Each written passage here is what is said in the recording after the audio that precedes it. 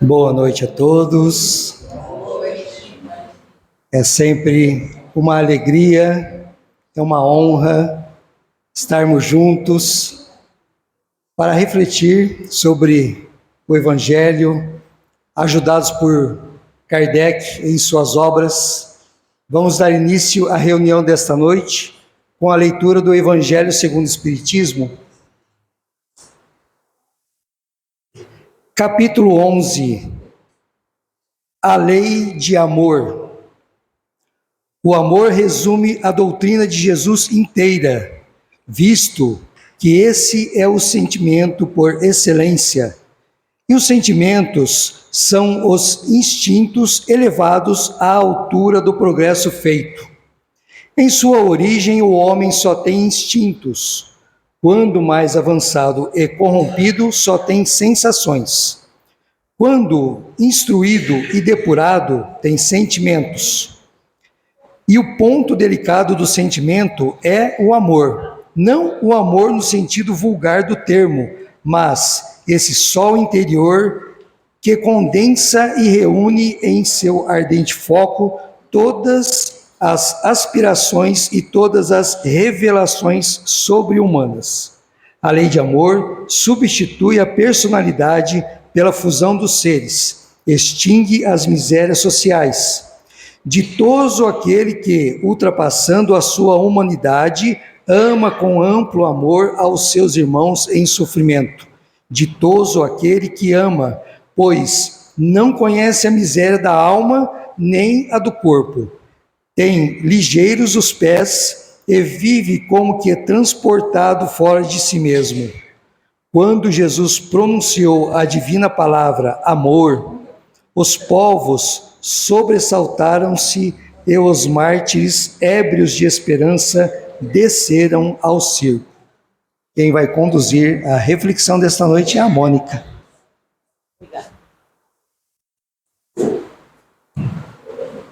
Vamos lá ao que viemos. Boa noite a todos vocês.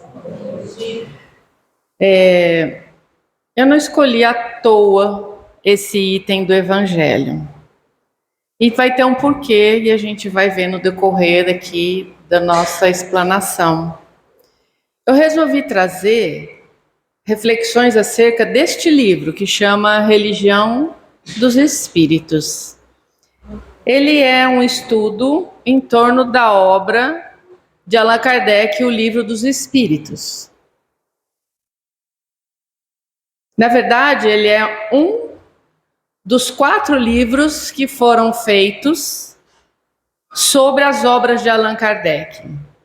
Então, a Religião dos Espíritos, ela faz referência ao Livro dos Espíritos, a Seara dos Médiuns ao Livro dos Médiuns, o Espírito da Verdade ao Evangelho e a Justiça Divina ao Céu e Inferno.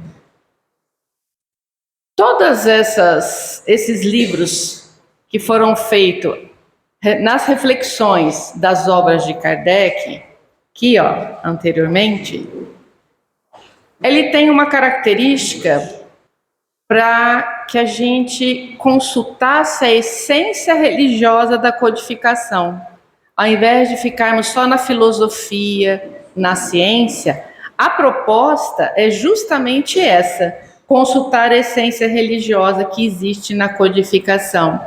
Então, foram feitas interpretações das respostas que os espíritos deram a Allan Kardec, que constituem essa doutrina e que nós precisamos, através do estudo, um estudo sem pressa, um estudo ponderado, irmos internalizando em nós. Tá, como que surgiu esse livro então? Esse livro, ele surgiu a partir de 91 sessões públicas de estudos realizados nessa casa, na Comunhão Espírita Cristã em Uberaba. E como que era feito isso? Os participantes do estudo escolhiam um texto, uma questão, eles discutiam, faziam comentários, e aí então, através do médium Chico Xavier, Emmanuel fazia considerações sobre aquele tema que estava sendo estudado. E Dessa forma, o propósito era realmente destacar o aspecto moral e consolador do Espiritismo, para que pudesse, através desses grupos de estudo, internalizarem aquelas pessoas, naquela época, internalizarem a essência doutrinária, mas no aspecto moral. Também, o autor espiritual, que no caso é o Emmanuel, ele vai, através das suas considerações, falar que as obras de Kardec, especialmente no caso o Livro dos Espíritos, serve de guia prático de amor e sabedoria. Então, por isso que eu escolhi no Evangelho o tema Lei de Amor, porque nós vamos ouvir Emmanuel falar de amor o tempo inteiro. Ele também, o autor espiritual, buscou conectar os ensinamentos dos espíritos superiores aos preceitos do Cristo, do Evangelho do Cristo, e nos ajudando então a reflexionarmos sobre vários temas, tanto a nossa própria responsabilidade individual perante a vida, como tema prece, dor e evolução espiritual. E ele vai enfatizar vários conceitos. E ele, através, que estão inseridos, né, no Livro dos Espíritos, que foi o primeiro livro, e ele aborda ali os verdadeiros valores morais que são encontrados. Muitos de nós estudam o Livro dos Espíritos assim, pergunta-resposta, pergunta-resposta, pergunta-resposta. Mas a gente às vezes se perde nessa questão. Essa questão dos aspectos morais que nos ajudam a evoluir.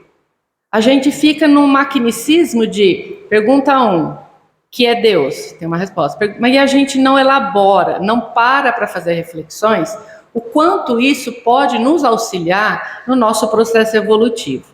Então, ele traz essa proposta nessa obra justamente para nos auxiliar a fazer esse movimento.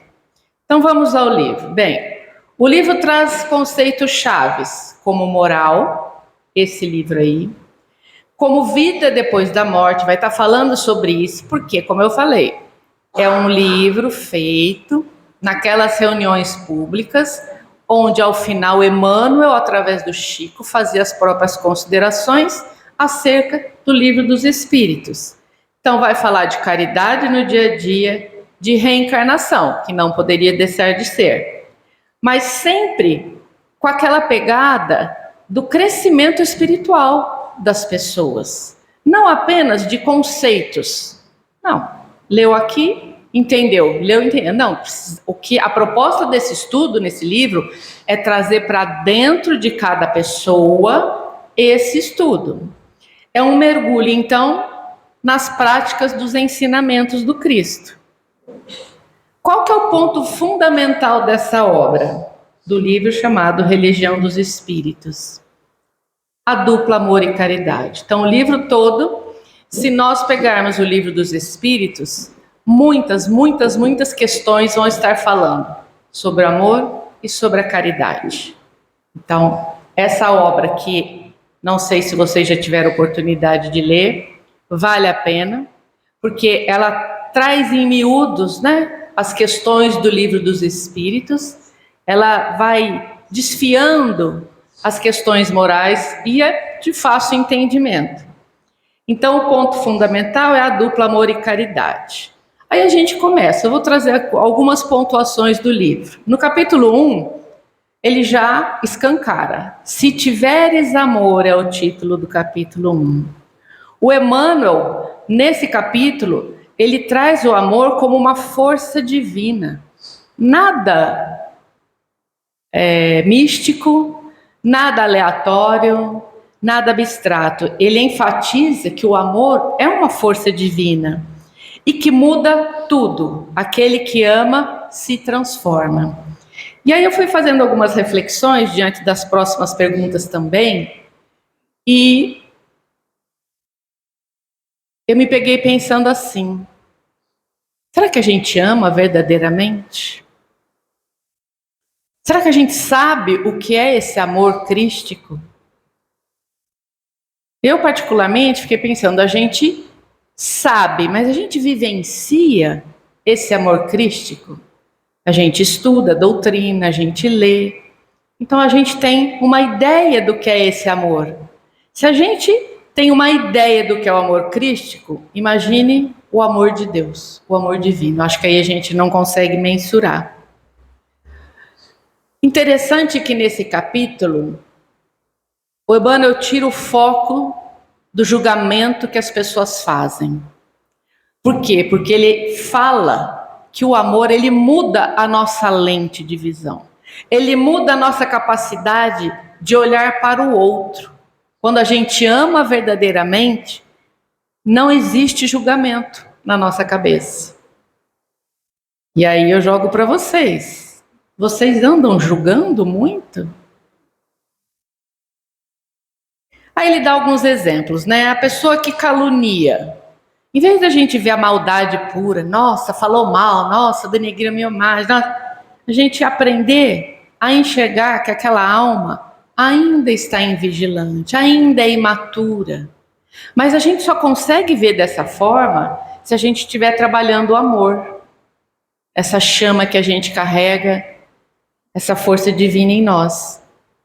Alguém, por exemplo, que tem algum vício. Precisamos aprender a ver essas pessoas como alguém doente espiritualmente falando. Ela não optou, muitas pessoas, não, ela escolheu isso. A gente não sabe o que vai naquela alma para ela ter chegado naquele ponto. E isso é sério. É muito mais fácil eu julgar, não, ela podia escolher, ela está ali porque ela quer. Se a gente começa a estudar a doutrina, a gente vai ver que tem muita coisa envolvida. Ela está ali porque ela quer? Será que é isso? Ou será que existe algo dentro dela que ela precisou ter contato e ela realmente caiu em tentação e acabou aderindo ao vício? O que aconteceu não importa, importa o nosso olhar para essa pessoa. E somente quando a gente aprende a amar verdadeiramente, a gente vai entender essa pessoa como alguém doente da alma. E aí ele fala, né, lá não no texto, mas na análise feita, né, a gente não tem que pôr o dedo na cara de ninguém. De ninguém. Quem somos nós para pôr o dedo? Então a mudança nesse capítulo é muito clara, falando que a gente sai de um processo de julgar. Quando a gente ama, a gente entra num processo de compaixão. E quando a gente entra num processo de compaixão, a gente age, a gente realiza. E aí tem uma ligação do capítulo 1 com o capítulo 5, que tem como título Beneficência Esquecida, que Emmanuel argumenta que a caridade de verdade, e aí eu acho que vocês me perdoem a maneira de falar, eu acho que é um tapa com luva de pelica no nosso rostinho, quando ele fala que a gente esquece que a verdadeira caridade é do dia a dia. Caridade, falei caridade. Caridade. É aquela caridade dentro de casa, do trabalho, das pessoas que convivem com a gente. Como que a gente está recebendo um parente difícil, aí fala, fulano vai chegar em casa. Nossa Senhora, a gente já começa assim. Ah, não, mas não vai dar. A pessoa liga, olha, eu vou aí te fazer uma visita. Aí a gente, olha, eu não vou poder receber. Eu estou ocupada, eu tenho compromisso. Essa é a verdadeira caridade, aquela que está próxima da gente. E o Emmanuel enfatiza muito isso nesse capítulo. E ele também faz um apontamento. E os nossos filhos, né? Será que nós estamos educando pelo exemplo ou pela palavra? Porque é muito fácil a gente falar. Mas que exemplo que nós estamos? Ser humano aprende observando. Ele não aprende pela palavra a primeira vez. Ele precisa desenvolver habilidades para compreender palavras para aprender. Então, desde pequenininho, a gente precisa ser, a gente precisa agir. E a mensagem que ele traz nesse capítulo, ela é bem forte. Então, antes da gente querer consertar o mundo, a gente precisa começar dentro da gente, a movimentar coisas dentro da gente, a trabalhar com gestos de bondade, de paciência. Seria bom se paciência a gente comprasse no mercado, né? Não. É uma habilidade que a gente desenvolve com o tempo. E nós precisamos aprender a dar um pouco da gente, de compreensão, de tempo, para que o próximo também possa ter as melhores vivências conosco. E aí, seguindo essa linha de pensamento, lá no capítulo 11, está vendo que após cada capítulo tem um número da questão do Livro dos Espíritos, que é o texto, a questão que foi estudada naquele grupo. Tem como título pureza. O que é pureza, o Emmanuel fala? É a capacidade que a gente tem de enxergar a essência divina nas pessoas. A essência divina. Porque se somos filhos de Deus, se acreditamos, e eu creio que todos aqui têm essa crença, que todos fomos criados por Deus, não compreendemos Deus, mas sabemos que algo nos criou, nós carregamos algo dele em nós. Não tem como. Senão, que Deus seria esse? Que Deus seria esse que não ofereceu o melhor dele? Seria um Deus autoritário, um Deus vingativo, um Deus irado. Porque nós somos tão diferentes, nós reagimos tão diferentemente, mas nem por isso não fomos criados por Deus. Então a pureza, você pode imaginar a pureza do Cristo, quando ele via em cada uma das pessoas que ele convivia, essa faísca divina?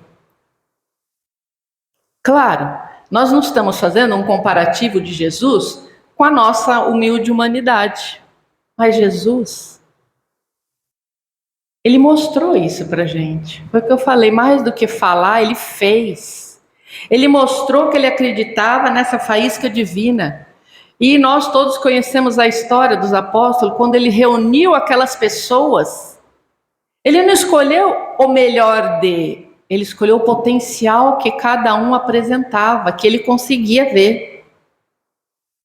E ele via esse potencial. Ele viu em Madalena, ele viu em Pedro, aquele homem bronco, ele viu em Judas, ele viu em Saulo, ele viu essa faísca divina nessas pessoas e em tantas outras que com ele caminhavam. E essa pureza que o Emmanuel fala é a do coração. A pureza de coração permite a gente ver o bem que está escondido, mesmo onde só exista maldade, aparente maldade. Como eu já falei várias vezes aqui, eu trabalho numa região de Ribeirão Preto, onde a violência é grande. Eu trabalho no terceiro setor. Então, cada vez que eu leio esses textos, cada vez que eu faço reflexões acerca do ser humano, eu consigo observar isso naquela população que eu atendo. Porque se eu começar a contar a história, é história de arrepiar o cabelo. Mas como você consegue enxergar na pessoa as limitações? O que ela aprendeu quando criança? Qual é a história de vida dela? E você consegue conversar com ela minimamente, quando ela pede um momento, você vê que ela tem essa essência. Ela só não sabe acessar. E qual que é a nossa atitude? Tentar ajudar que ela acesse essa faísca divina para que ela construa um novo caminho. Aí no capítulo 14, ele vai falar sobre censura e ele traz que a censura é um veneno para a nossa alma. E a gente sabe muito bem o que isso significa. Já no 19, ele vai falar sobre correção, corrigir. E às vezes a gente confunde a palavra corrigir com castigar. A correção não tem nada a ver com o castigo, porque a correção ela vem de uma situação ou de uma ação onde você vai fazer com que o outro repita o processo, para que ele acerte. No castigo você não está preocupado em fazer com que ele repita para ver se ele vai acertar, mas na correção sim. E para corrigir, a gente precisa amar. Não dá para ter correção sem amor. E quando a gente ama, a nossa paciência é muito melhor. Lá no questão 86, vai falar sobre dominar e falar. Isso aqui é super importante. A gente precisa ter muita atenção com a nossa língua, com aquilo que sai através de palavras do nosso ser, porque ela pode ser cruel. Ela pode derrubar a pessoa. Então você vê, cada capítulo desse livro foi escolhido justamente para mostrar para a gente que nós somos capazes de tudo isso, mas que o amor tem que imperar, tem que estar diante de tudo. O capítulo 20 tem como título Carrasco, e ele fala que o nosso carrasco interior é o nosso orgulho. E como nós somos orgulhosos ainda. Como a gente precisa trabalhar esse orgulho dentro da gente. E toda vez que a gente deixa que esse orgulho suba à tona do nosso ser, a gente julga. Julga sem dó, sem piedade. No capítulo 25, que diz muito e pouco, é um convite a olharmos para aquilo que é real. Emmanuel fala claramente das consequências de muito que se tem materialmente para o desenvolvimento do espírito. Então a gente não pode ter materialmente? Em momento nenhum ele traz isso. Mas a gente precisa entender que o muito e o pouco, apesar de serem palavras contrárias em relação a volume e quantidade, o pouco é mais rico que o muito. Porque o pouco, ele não está vinculado a questões materiais só. Ele está vinculado à sua humildade. E isso é muito. A sua resiliência. E isso é muito. Quando você tem essa conquista. Então ele fala que a riqueza material pode trazer como desconfiança e apego com a força das pequenas coisas feitas de coração, como um gesto simples de você oferecer um copo de leite, ou um remédio, ou alguma coisa para alguém. Aquilo que parece ser pouco, na verdade, é o muito. É o muito que Jesus nos mostrou em sua caminhada. E essas pequenas coisas faz com que Emmanuel diga que são tijolinhos na nossa caminhada evolutiva. Porque a felicidade não se compra, não se rouba, não se conquista se você não der passo a passo. Então, quando Emmanuel traz aqui, olha, você ser gentil, você perceber o outro, você está construindo os tijolinhos para alcançar cada vez mais essa tal felicidade. A gente vive patamares de felicidade e não a felicidade plena. Essa ênfase toda na ação, no nosso estado interno, leva a gente a pensar também na nossa vida, na nossa desencarnação. E o que será que vem depois da desencarnação? Na questão 4, vai falar da memória além túmulo, fala da consciência depois que o nosso corpo perece. Então, nesse capítulo, a gente vai ter ideia de como fica a nossa memória. Será que a gente vai se lembrar de tudo? Será que não vai? Será que a gente vai conseguir viver em paz? O que será que me aguarda do outro lado? E aí a gente tem nesse capítulo algo que possa nos alimentar. Para Emmanuel, ele deixa isso claro aí nesse capítulo, e às vezes a gente, como espíritas, erra nesse ponto. A gente reencarnou porque a gente tem que pagar a dívida. A gente é devedor. Gente, devedor, é claro, a gente precisa ficar repetindo. Nós tomamos bomba na escola da vida. Então a gente volta. Mas ele fala que não é só pagar a dívida, não é só espiar as nossas provações. Olha que olhar bonito que a gente precisa ter. É a chance de aprender e de crescer. Quem de nós, encarnado nesse mundo, com os problemas que cada um vive, consegue enxergar? Não. Esse é um momento de aprendizado. Esse é um momento de crescimento. Emmanuel deixa claro nesse capítulo. Viver na Terra encarnado é condição de aprendizado. Porque Deus é Pai e é amor. Ele não faria isso para punir seus filhos de maneira nenhuma. Ele dá uma oportunidade da gente reescrever a nossa própria história. Lá no capítulo 24, que vai falar da reencarnação e sugere tudo isso, a gente enfrenta dificuldades na medida dos erros que a gente comete. Ah, mas essa vida eu faço tudo tão certinho, eu não mato, eu não roubo, eu não prejudico ninguém. Se eu for pensar numa única existência, eu não vou conseguir entender a magnitude da minha alma. Eu não sou isso. Nós não podemos nos reduzir a uma única existência. Nós somos um conglomerado de experiências, de outras vidas, e que hoje nos trouxe até aqui. E hoje nós estamos aqui, nessa casa, tendo a oportunidade de compreender isso para que a gente se melhore, para que a gente busque de fato aquela faísca divina em nós e vamos seguir adiante, sem nos lamentarmos do que aconteceu ou deixou de acontecer, aprendendo com essa experiência. O capítulo 65 fala de reencarnação e progresso, que vai reforçar que renascer é aprimorar. E a questão 45 vai falar por que a gente esquece do que a gente já viveu nas outras experiências. A gente precisa entender que o amor de Deus é tão grande que se nos lembrássemos de tudo, não viveríamos.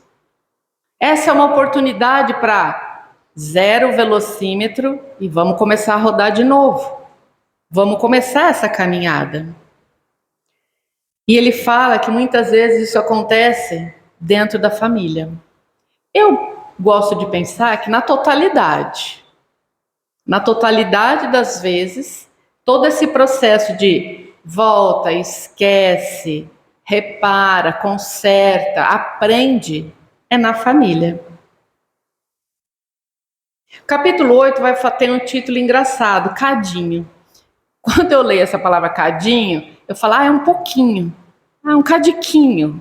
Na minha cabeça vem isso. Aí eu fui ver, né, cadinho tem que ser algo mais substancioso. É um pote que aguenta fogo para purificar metal. Então é ali dentro que vai dissolver, vai deixar líquido metal. E aonde que a gente faz esse movimento de liquidificar aquilo que ainda está duro na gente? Na família, nas relações mais próximas. Então a convivência familiar com os desafios todos seria uma chance de transformar os laços ainda tão maldados em renúncia, perdão e sacrifício. Então a nossa casa é um cadinho, é ali que nós vamos dissolver tudo que está duro em nós. A questão 18 vai falar de herança, diz que a herança que mais importa é a herança de nós mesmos. Então fica uma pergunta, o que nós estamos fazendo hoje para que eu deixe para mim mesmo uma herança boa, para que numa próxima experiência eu possa usufruir disso? Porque eu entendo herança como algo que repassa. O familiar faleceu e deixou a herança, nem que seja a dívida. Ele deixa alguma coisa. Deixa as experiências, deixa o exemplo. Mas a herança verdadeira é que nós deixamos para nós mesmos. Então, levem para casa essa reflexão. O que hoje eu estou fazendo, construindo, trabalhando, para que eu possa herdar amanhã? E esse amanhã pode ser daqui 10 anos, pode ser daqui 1 mês, pode ser daqui 5 existências. Mas a verdadeira herança é aquela que a gente faz para a gente mesmo. Ele fala também, porque surgiu a questão do aborto delituoso, né? Ele vai falar sobre essa experiência, tanto para quem realizou a ação, como para o espírito que sofreu esse processo. Ele vai falar de sofrimento e eutanásia, também foi um tema levantado no grupo. Ele vai falar do suicídio nesse livro, que é para ele, Emmanuel traz, uma infração grave da lei divina.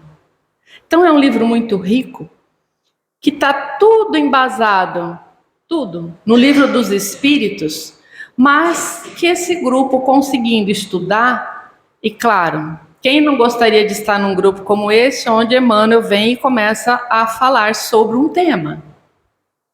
Isso seria maravilhoso. mas o Chico não está mais entre nós, a gente ainda não tem essa possibilidade. Então, para que trazer um livro e falar dos temas do livro? Para aguçar a nossa inteligência, para chamar para a importância do conhecimento, para convidar a todos nós a leitura, mas não uma leitura de passar as palavrinhas, mas de um estudo, de uma análise, de fazer reflexões sobre cada uma daquelas perguntas que aquela equipe maravilhosa de espíritos trouxeram na codificação. Então, é um convite ao estudo para vocês, para mim e para todos aqueles que acreditam na doutrina espírita. Nós precisamos, como falei lá na frente, sermos agentes e não pacientes. Nós precisamos trabalhar esse amor em nós, mas colocar ele em prática e estudar e se esforçar. É amor em ação. Obrigada. Nós vamos passar para a segunda parte.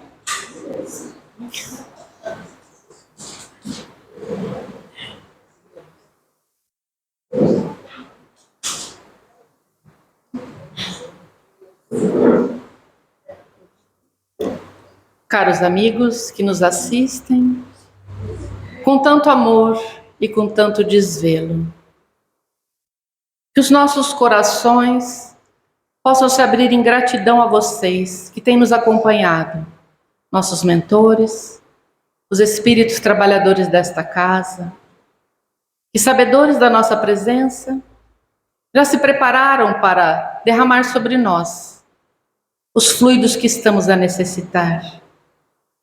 Que os nossos corações se abrem em gratidão ao Mestre Jesus, que com todo o seu amor, presente nesta terra, nos trouxe esse conhecimento e esse aprendizado. A Maria Santíssima, essa mãe de todos nós, com desvelo olha por cada um que aqui habita. E gratidão a essa força criadora, essa força divina a qual chamamos Deus, porque nós estamos aqui por conta dessa força. Nós tivemos um início, mas nós somos seres infinitos, e que os nossos corações sempre se lembrem de agradecer a força criadora pela experiência que temos, não importa qual seja essa experiência, e que nós tenhamos a certeza de que estamos sendo sempre amparados, mas que também precisamos realizar aquilo que nos cabe. Que a tua paz seja a nossa paz, Senhor, hoje e sempre. Que assim seja. Os senhores que estão adiantados, dirigindo essa merda. Vamos então encerrar o trabalho aqui da noite. Um trabalho com tantas benesses, um trabalho de amor, de caridade para com todos, encarnados e desencarnados, onde a espiritualidade superior demanda seus trabalhadores para nos ajudar, nos fortalecendo.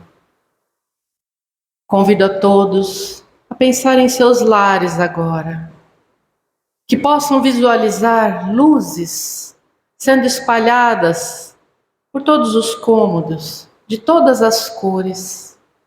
Luzes essas, Senhor, que promoverão a limpeza do ambiente, queimando os miasmas que muitas das vezes são projetados pelos nossos sentimentos menos felizes.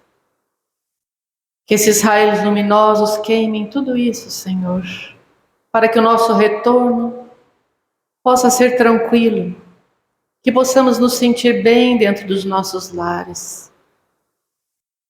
Pai de amor e de bondade, Tu que tudo veio prover, que seja feito, Senhor, cuidado para todos, os nossos familiares e amigos, e mais longe ainda, Senhor, para os nossos irmãos que se encontram em guerra neste momento. Que eles possam também sentir em seus corações, num átimo de segundo que seja, um conforto, um afeto, um aconchego. E que a nossa gratidão possa se reverberar neste universo maravilhoso. Quando nós dizemos assim: Pai nosso que estais nos céus, santificado seja o vosso nome. Venha a nós o vosso reino e seja feita a vossa vontade, assim na terra como no céu. O pão nosso de cada dia nos dai hoje. Perdoai as nossas ofensas, assim como nós perdoamos a quem nos tem ofendido. E não deixeis, Senhor, cairmos em tentações. Livra-nos de todo mal, pois teu é o reino, o poder e a glória para todos sempre. Que assim seja. Bom retorno a todos.